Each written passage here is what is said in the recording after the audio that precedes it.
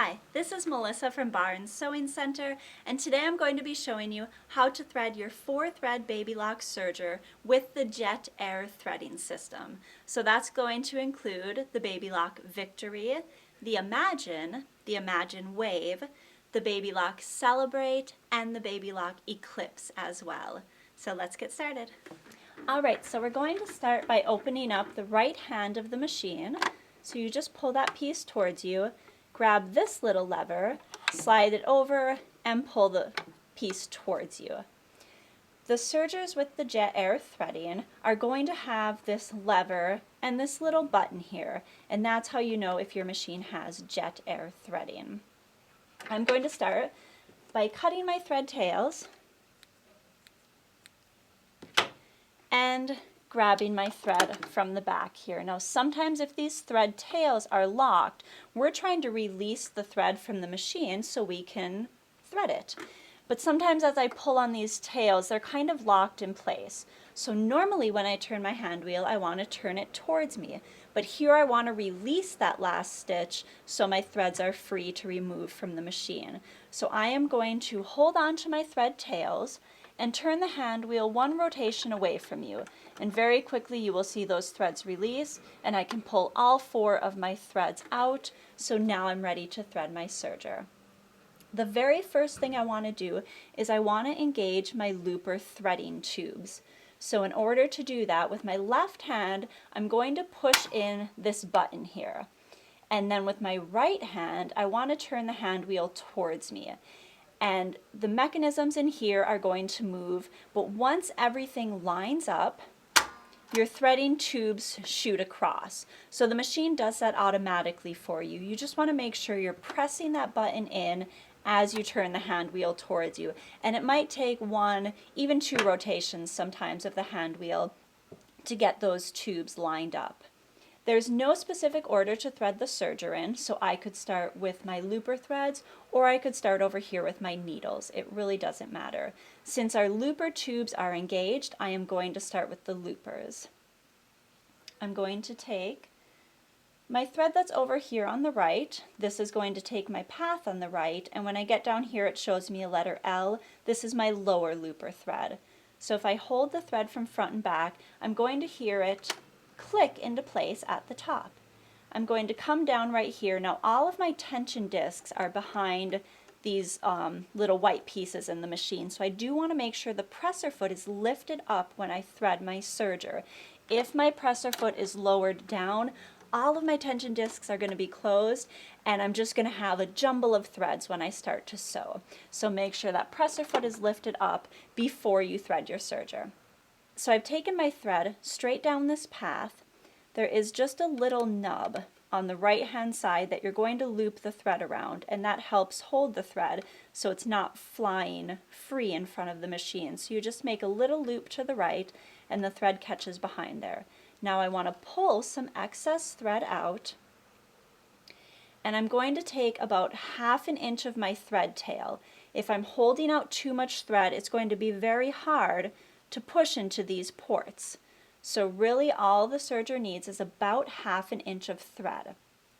Now with this little lever right here, U for upper looper, L for lower looper, I do want to tell the machine which looper I'm threading.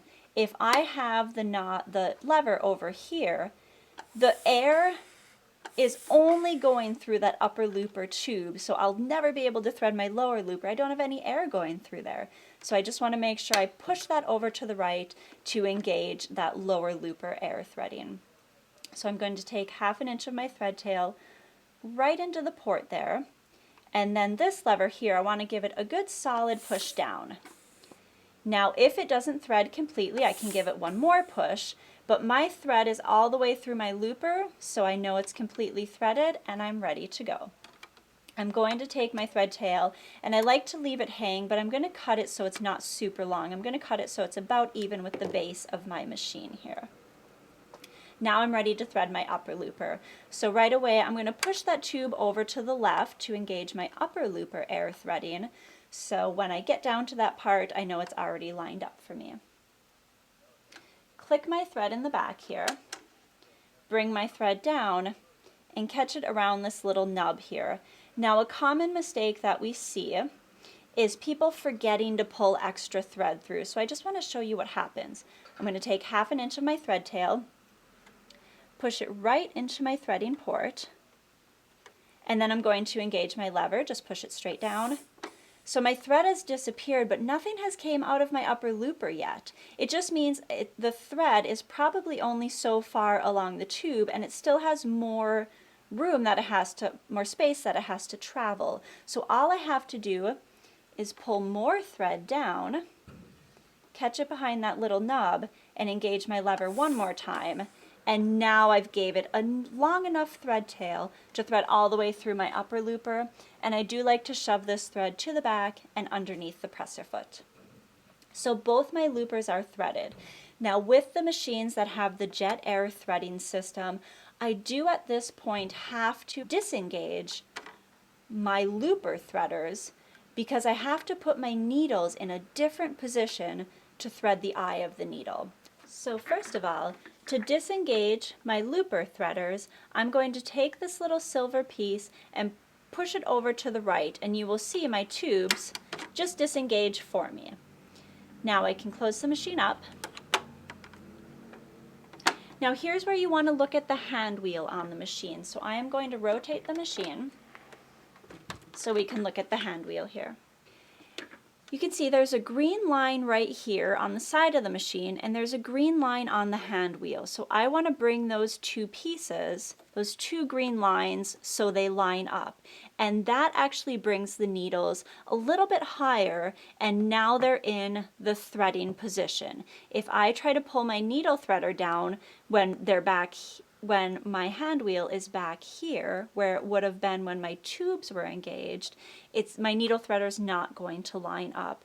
So it's very important on the jet air threading machines that you remember to rotate your hand wheel, line up those green lines so your needles are in the correct position for your needle threader. Now I'm ready to thread the needles of my serger. So I'm going to open my serger back up, and I'm going to take my right needle thread. Again, click it in the back and bring it straight down. Now I have another little nub to catch behind. Make sure you don't go behind this longer arm. That is a specialty threading system for different types of stitches that you may want to do. Right now we're just threading the machine for our 4-thread overlock, and we just want to catch it behind the nub. We're going to ignore that longer metal piece in the back. I'm going to bring the thread straight across towards the left and behind this little metal plate here. Up, around, and down, and behind my little bar here, and that's going to keep the thread nice and close to the eye of the needle. Now again, I have my hand wheel lined up with those green lines, which brings my needles into the correct position. I do have a needle threader on this machine. I can push this little ridged metal piece to the right to thread the right needle, and to the left to thread the left needle. There is an L and an R below this little ridged piece to remind me right for my right needle, left for my left needle. Now that I've told the serger that I want to thread the right needle by pushing this little piece to the right, I have a lever here on the left side of the machine. That is going to bring my threader down for me.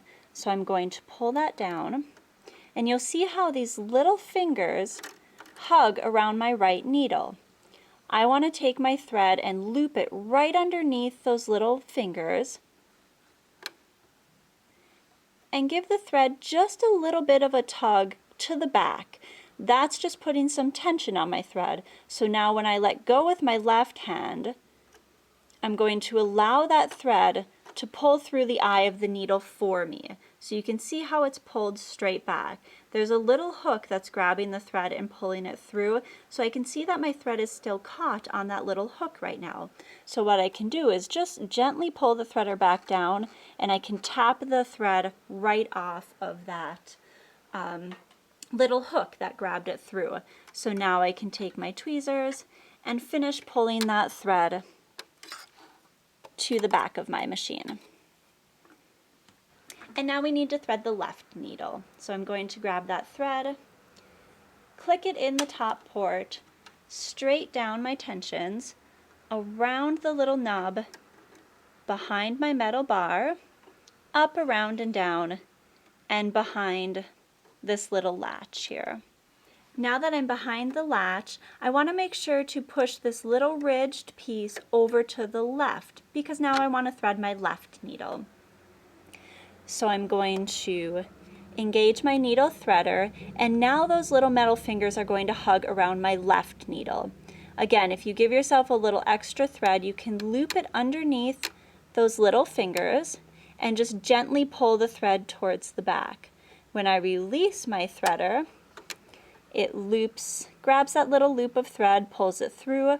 I can tap it off of my threader, and again, grab my tweezers and finish pulling that thread to the back of the machine.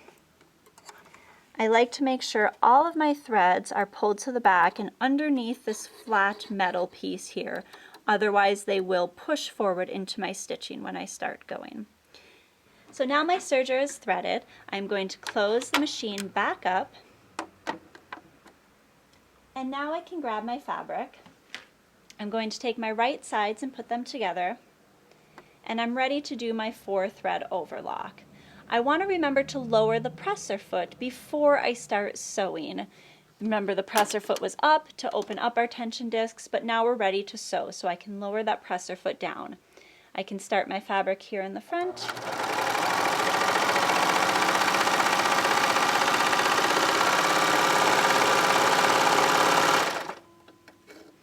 And you can see, automatically, my tensions are just perfect. I have a beautiful look to my stitch, and I have my 4-thread overlock ready to go. So now that you know how to thread your Baby Lock 4-thread serger with the jet air threading, I hope you can go create some fun projects. Thanks!